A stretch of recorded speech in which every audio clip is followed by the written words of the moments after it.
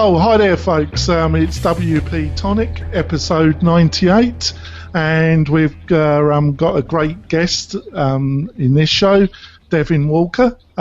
Introduce yourself, Devin. Hey guys, I'm Devin Walker, and I'm really happy to be on WP-Tonic today. Thanks for having me, guys. And I've got my great co-host. Introduce yourself, John. Hello, I'm John Locke. I run a small consultancy in Sacramento called Lockdown Design. He's gone, oh, hello, folks. I'd just like to introduce Devin. Devin Walker, the founder of WordImpress, the creator of the GiveWP plugin, donation plugin, I like to say. He's also an experienced WordCamp speaker, a fantastic golfer, cat lover, and aspiring world traveller. That's not a bad introduction, Devin. Thanks for coming on the show. Hey, no problem. We've been looking forward to the interview. So, any new developments with WordImpress? Obviously, you're most famous, I think. I don't know if you would agree with your GiveWP plugin, which is excellent. Any news and developments on the plugin front? I mean, we're just really plugging away at developing further on our Give platform. We're having a lot of new enhancements come out in the next version, which is version 1.5. Some cool UI updates, and then we're also working on some neat stuff with the recurring donations add-on. As well, we just are going through a hiring process too, so getting some more developers on board. So that's exciting for us here. And my partner Matt Cromwell just had his fourth child, which is really exciting as well. We're excited for him, and he's been on paternity leave for the last 2.5 weeks, so he'll be back next week. So we're excited to have him back in the office as well. Oh, is he trying to produce his own developers? I think that's the goal in the end, but he might have to wait a couple of years to get him up and running, I'm a great believer in child labour. I'm only kidding, folks. don't email me. That's just English humour. It's darkest. Go on, John. You got a question for Devin? Yeah, sure. It's obvious that you are heavily invested in local businesses who are trying to improve their visibility on the web, because you have a whole suite of plugins, Facebook Reviews Pro, Yelp Widget, Google Places Reviews, Yellow Pages. How are small businesses receiving those plugins, and how do you see those expanding in the future? Yes, we kind of looked at that market a couple of years ago, and it started with Yelp. We didn't see any plugins that were doing a good job of tying into the Yelp API. We saw how popular Yelp was with the different restaurants and businesses around here. We're located in downtown San Diego, so we're always using Yelp, and we thought it'd be a good idea. A lot of these restaurants and different websites are using WordPress to allow them to easily tie into the Yelp API via our plugin. Unfortunately, Yelp doesn't have a very good widget themselves, so a lot of people were, kind of interested in this type of thing. So that's kind of what started it. And then it kind of built out from there. We saw a rise in Google's API and their reviews. They really started getting a lot more reviews, a lot more integration into their search. So we decided to do a Google one, and then Facebook as well started increasing their reviews. But the adoption from the businesses has been, for the most part, very positive.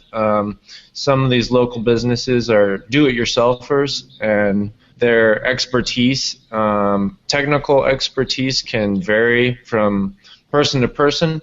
Now we try to have the most thorough documentation as possible, but it's difficult a lot of times because Yelp, for instance, has made a number of significant changes to their API, some good, some bad. Makes it difficult for someone with less technical experience to go in and request an API key. A lot of times when you even say API key, they can get lost just in translation there. So we're doing things like, for instance, with Facebook, you don't even need an API key. All you need to do is connect via our app, which we created for Facebook, which allows one-click setup process, so they don't even need to create the app themselves. A lot of times when you install a Facebook plugin, and for instance, if you want to allow people to log in your site via Facebook, your WordPress website, you'll need to set up the application yourself with Facebook. That can get really complex really quickly. So we want to minimize that as much, but still, that being said, there is a lot of support that we have to provide for just getting folks up and running sometimes if they're less technical. Yeah, I imagine it. So I think you got into that side before you started developing the Give plugin. Is that correct, Devin? Yeah, a couple of years before, actually. That was the first plugin I ever really developed and released with the Yelp. It's called Yelp Widget Pro. And that was back in, I believe it was released in late 2012 or early 2013. So it's around 3 years old now. And from there, I built out some of the other plugins. And I really had a thing for APIs when I was first developing, because I would just look for popular APIs that hadn't had a plugin developed yet, and know there's a potential market for it right there. Yeah, I think that's so. What led to the Give plugin? Why did you decide to kind of slightly change direction?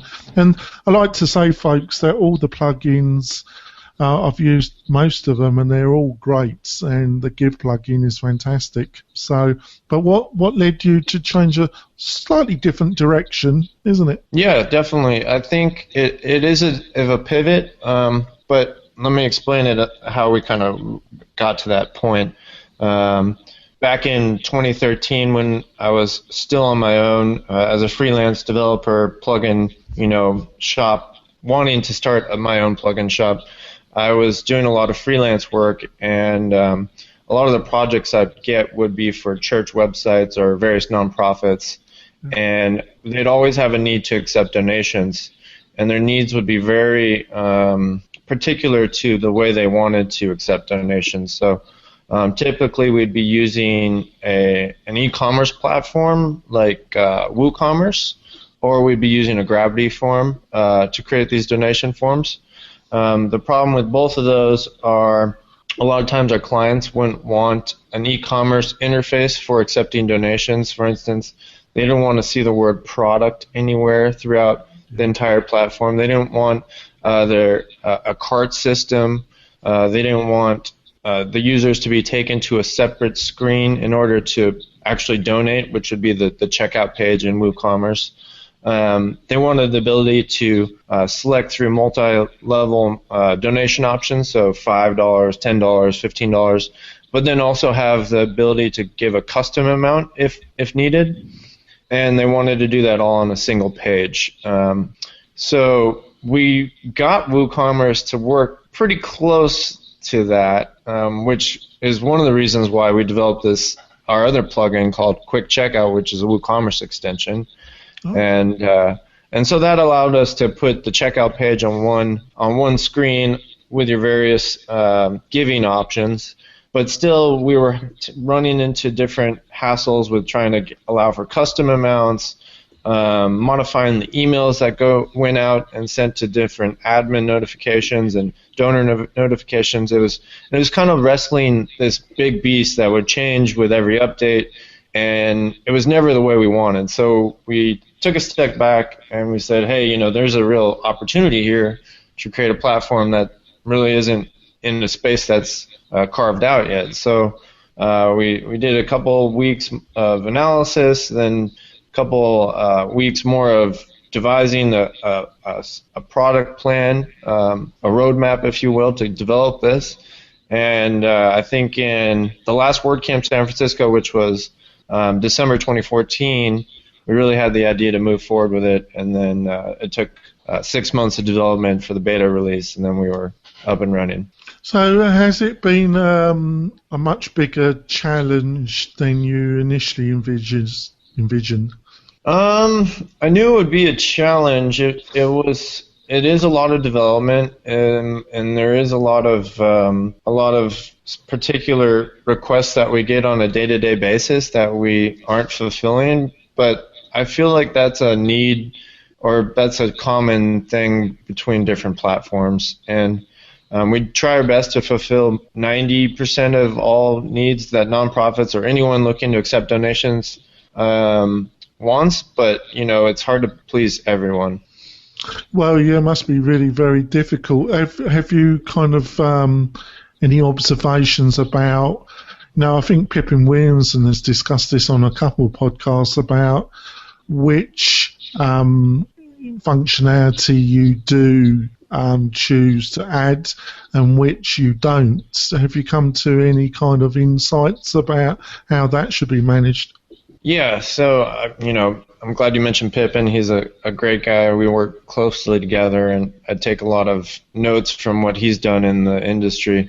And especially, how he's kind of, in the last year, taken a step back from trying to make EDD into something it's not. And really, we're following the same path. We're not going to make Give into something it's not. So, for instance, if you want to start shipping products, or if somebody donates, you want to have them have a physical product attached to that sends out all this shipping information, we're not going to be that platform. Now, that's being said, we might tie into WooCommerce or another platform that handles that very well, but we're a donation platform. We're not an e-commerce engine, and we like it that way. Yeah, I can see the sense. Have you got a question, John, you'd like to add on? Oh, no, I'm just, I didn't even realize that the quick checkout was a plugin.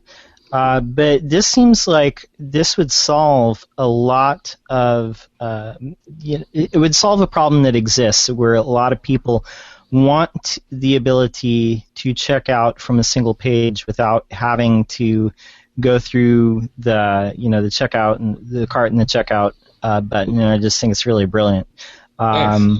Yeah, so was this based on a need that you were seeing people asking for doing your agency work? Exactly, yeah. We created it to fulfill that one-page donation, give on one page type of landing page experience. And once we developed it, we thought, a lot of other folks could benefit from this, whether they're a membership site and they have different membership options, and you want the ability to sign up for your membership right there on the landing page rather than being taken through to another page. And for the most part, that's kind of what people have been using it for different landing pages and optimizing the conversion rates through their single pages as well, their single product pages. Well, I think that's a good spot to go for our break, folks. When we come back, we're going to find more about the Give plugin and some of the others, and also go through some of the books that have influenced Devin in his business career. We'll be back in a minute. Want to turn your WordPress website into an online speed machine? Go on over to WP-Tonic. They'll set up DigitalOcean websites hosting on solid-state drives. And while you're there, don't forget to sign up for WP-Tonic's maintenance packages. WP-Tonic offers some of the very best WordPress maintenance packages on the market. So those who are serious about getting the very best platform for their WordPress sites, make sure you go on over to WP-Tonic.com. We're coming back, and we're going to find out more about Give, some of the other plugins, and something about some of the things that influence Devin. So, Devin, technically, has the Give plugin been your biggest in-house project so far compared to some of the other plugins, or is it pretty equal to some of the others? No, absolutely. It's our biggest project, and it's the one we're putting our most effort behind. Not saying that we're not working on the other ones, but by far the Give plugin is our flagship product, and we're really proud of it. That's kind of why it's its own brand entirely. We don't sell any add-ons through our WordImpress.com site. It's all on GiveWP, including the documentation and everything. So you just mentioned documentation, and that's the other thing. I think your documentation is pretty good, but it's always I would say that I was going to say the elephant in the room, but that's not the right way to put it. But it's something that a lot of developers don't really concentrate. You got any insights about the importance on onboarding and the documentation that's you've had to produce for the plugin? Yeah, I would say it was very pivotal for the success of our launch, that we did have thoroughly written documentation and getting started guides for the newer folks that were getting started with it. A lot of these users who are installing our plugin for the first time aren't very experienced with setting up specific donation forms and integrating with PayPal or some other gateway like Stripe, and we really wanted to provide all the documentation we can for them. The difficulty is with the documentation is as your plugin progresses and you update the interfaces, a lot of the screenshots might be no longer accurate. As well, if you're writing documentation for PayPal, for instance, they updated their interface from a classic interface to this new one. So just today I was going back through and updating screenshots, making sure that a lot of it's as accurate as possible. And one thing we really want to do more of are videos. Videos especially take a little bit longer to create. You have to edit them down, and then if something is tweaked or there's something changed in it, the whole video could be inaccurate after a certain update. Yeah, it's funny you mentioned the PayPal API. I've been dealing with that recently, Devin. It's a glorious experience, I must add. Yeah, it's getting better, but it's got miles to go, I think, still. The documentation is breathtaking, to say the least, and their support is quite interesting, really. Got another question, John? So with the Give plugin, were you surprised at the success of it after following up like Map Builders Pro, which arguably, like before Give rocketed to the top, was your flagship plugin, or did you kind of expect it to be as successful as it's been?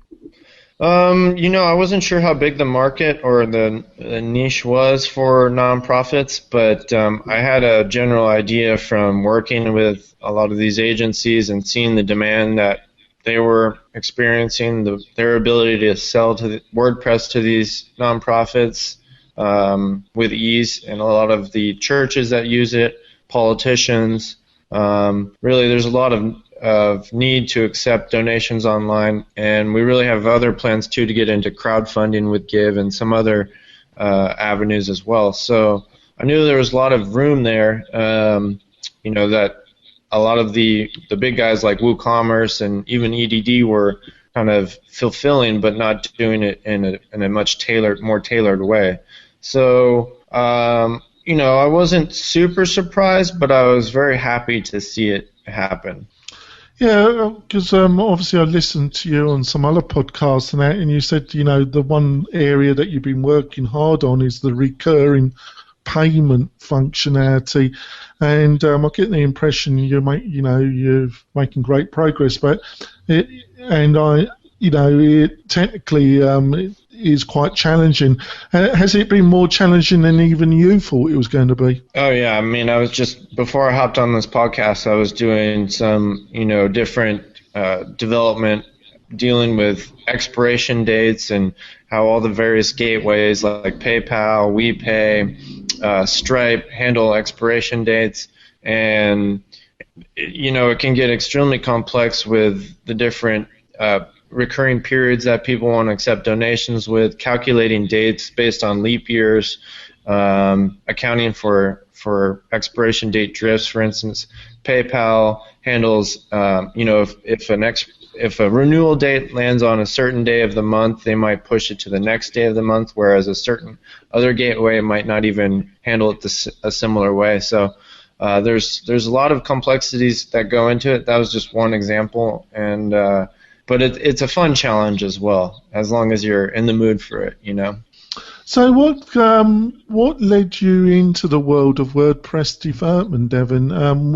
Did you did you have some formal training, or did you go into it as initially as a hobby, and are you self-taught? What's your background? Yeah, I didn't go to school for computer science. I went to University of Arizona, go Wildcats, and I graduated with a journalism major. So not a very typical degree you see a lot in the development world, but it kind of helped me land my first job out of college, which was as a technical writer in the IT department of a large enterprise here in San Diego.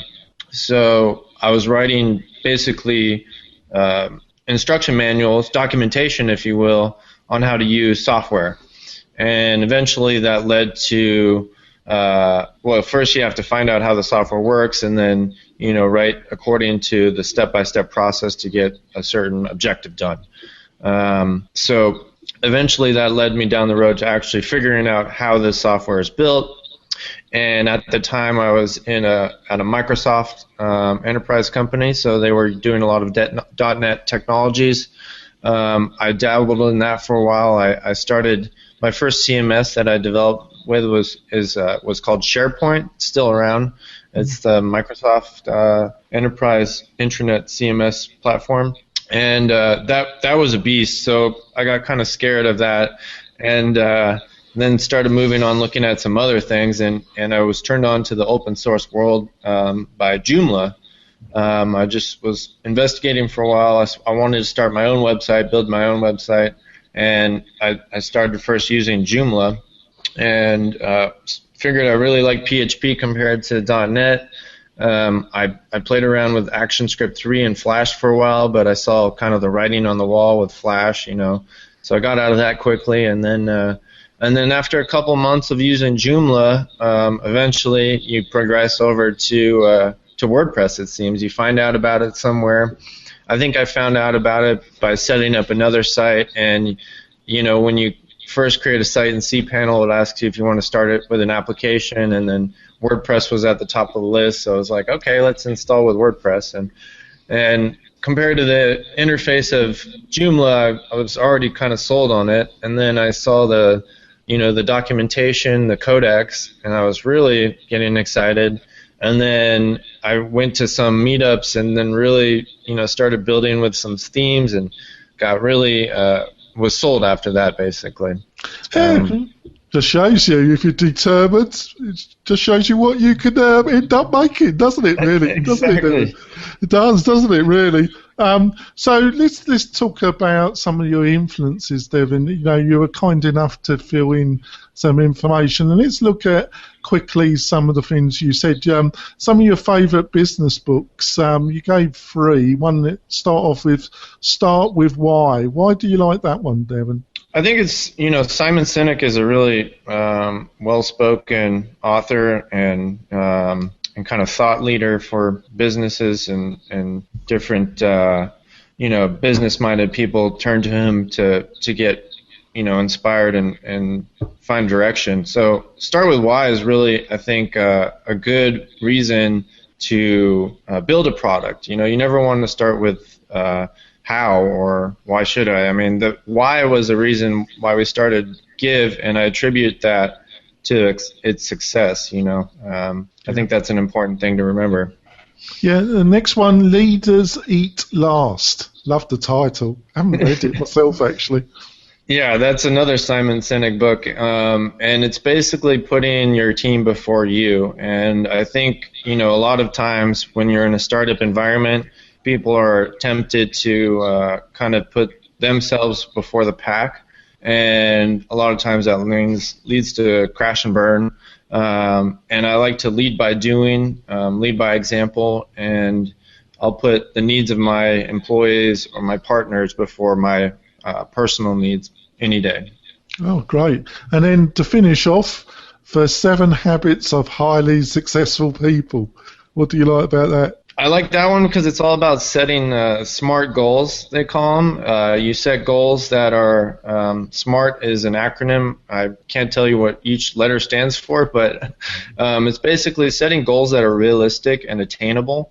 And I like to think of myself as a realist. I have a lot of I've been in a lot of circles where people have a lot of pie in the sky ideas, where they talk about in 2 years we're going to be $50 million, and sure, you can do that if you have a path for success and you set those milestones and goals along the way, and you meet those and you achieve your bite-sized chunks first. So that was one of the most the strongest takeaways I had from that book. And then you kind of gave some of your leadership principles, but before we quickly go through those, running your own business, and I've been running my own business since I was 23, Devin, and that was a few years ago, regrettably. What have you learnt in the process, reflecting back? Is there any particular thing that you've learned that comes to your mind that you would like to share? Yeah, I think the one biggest thing and the most difference is the big difference maker is having good partners. I've tried to start businesses in the past by myself, failed. I've tried to start a business with another partner in the past, failed, and then also gotten into a bit of litigation, which was a big headache and a mess. And then finally, at the going around, I vetted these partners very well, and they're taking it to the next level with me. We have, my partner Jason, he's very financial, analytical, and a kind of a sales guy. You have me, which I'm kind of the heads down programmer, technical guy, and then you have Matt Cromwell, who's the community leadership. He handles support, he handles a lot of the outreach that we do, and he puts our name into different people's ears that are have helped us out as well. So having good partners is great. I think that's the most important takeaway. Oh, thanks, Devin. So, John, have you got a kind of last question you'd like to ask Devin? Sure. What's if you could boil down your personal philosophy for success into just a few sentences, what would that be? Oh boy, my personal philosophy for success is, I always go back to leading by doing. Nobody's going to do the hard work for you. You have to put in the time.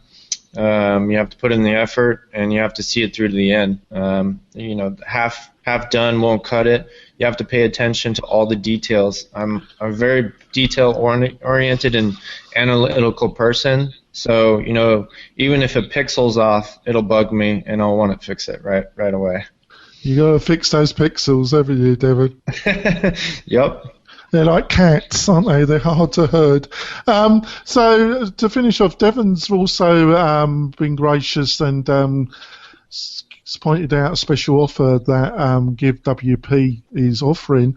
Basically, if you go to GiveWP.com and you subscribe to their great newsletter, you get 15% off all the add-on bundles, which is not bad, is it, Devin? Yeah, save you a good little chunk of money.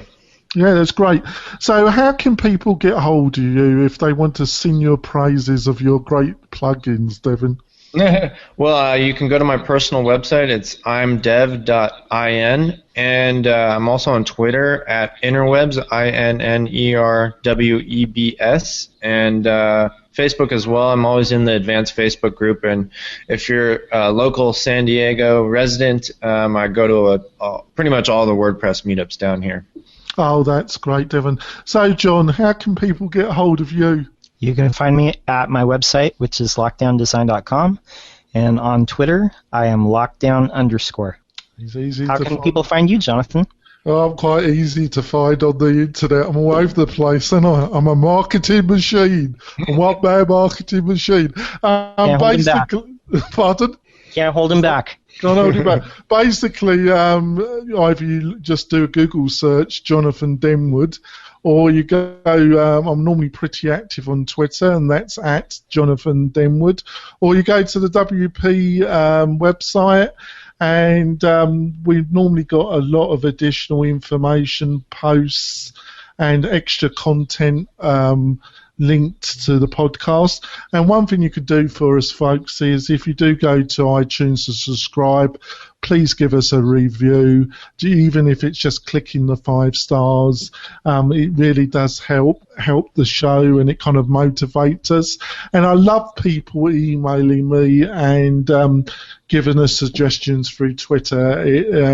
It's always great to hear the audience and what you think of the show. So, Devin, you've been a great guest. We really appreciate you. You're a great member of the WordPress community. Give our regards to Bridget. It was sad news. She was a fantastic find. How do you find these fantastic people to work for you? This is what I want to know. I mean, all being part of the community, that's the thing. We go to meetups. She came to a WordCamp. I think the first one was WordCamp LA, and we saw what a beautiful job she was doing with the social media, and we knew we had something there. And you bagged her. Yep. I'm not sure I'd put it that way, but yeah, we got her. That was the English flippancy. Okay, it does give me. You seem to quite enjoy it, as John seems to cope with it, but it does get me into a little bit of trouble. But I am a hybrid now, but I was brought up in England, so it is what it is. So thanks so much, Devin. It's been a great show. Say goodbye, folks. Goodbye. Thank you. Appreciate it.